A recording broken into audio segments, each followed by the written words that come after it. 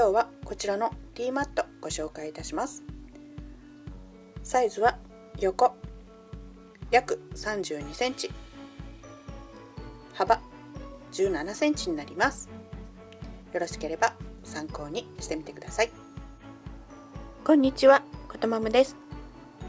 今日はこちらのバイアステープの余り、それにこちらのはぎれ、細かいはぎれを使って作っていきたいと思います。表布の代わりにして土台と縫い合わせてきました。それがこちら、バイアステープの取った時の布の角、このように残ってませんか？そんなものを集めてみました。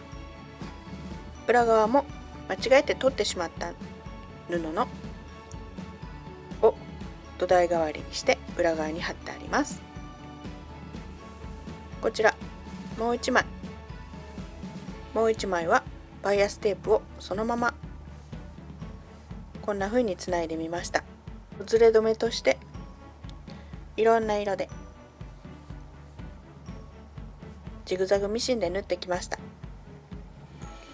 このままだとなんとなく寂しい感じがします。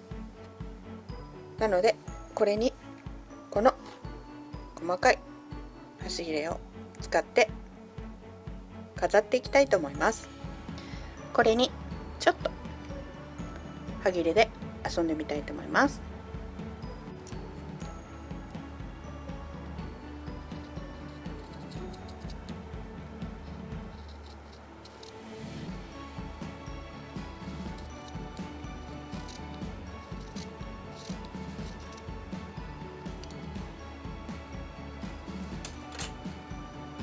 こんな風に大きさの違うこんな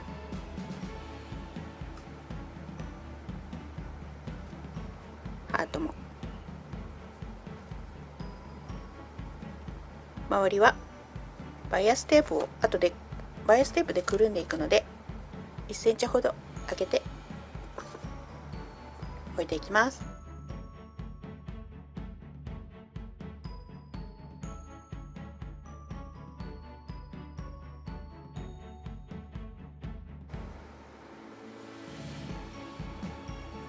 虹が出ることが多くなりました。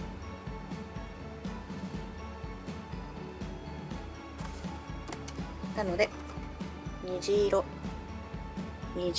の色で虹色カラーでこんな風に切ってみました。これをアイロンをかけて落ち着かせてステッチをしていきます。少し細かくかけてきました。こんな感じです。次は裏側になります。裏は両面の接着キルト芯の上に同じようにバイアステープの残り物を縫ってきました。こちらは別の方法で遊んでみたいと思います。こんな風にミシンで縫ってきました。ちょっといびつなハートもありますが、こんな風にしてみてはいかがでしょう。裏側はこれで完成なので、裏と表くっつけていきたいと思います。こちら接着キルト芯をつけているので、このままアイロンでつけていきます。そしてバイアステープでくるみます。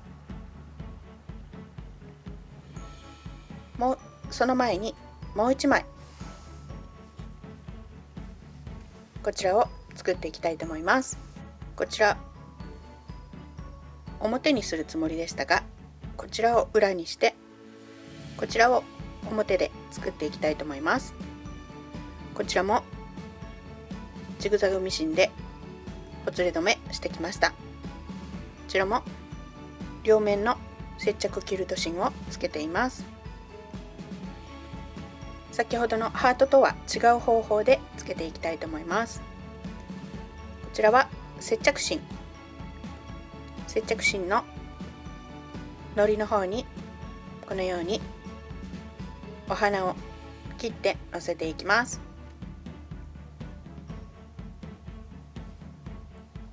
このような端切れを何枚か重ねて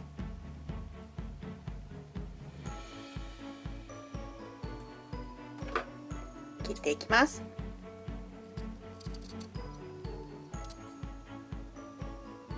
型紙はありません。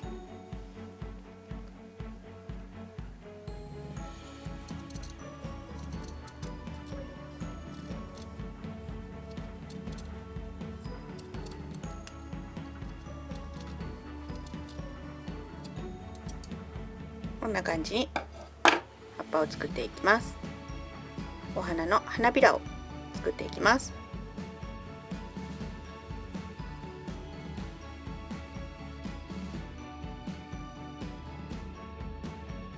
このように周りを切ってきました。好きな場所に置くときに周りバイアステープの分少し内側に入れて位置を決めてください。決まりましたらしつけをかけてミシンで縫っていきます。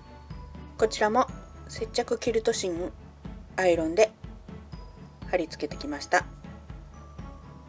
周りをバイアステープでくるんでいきます。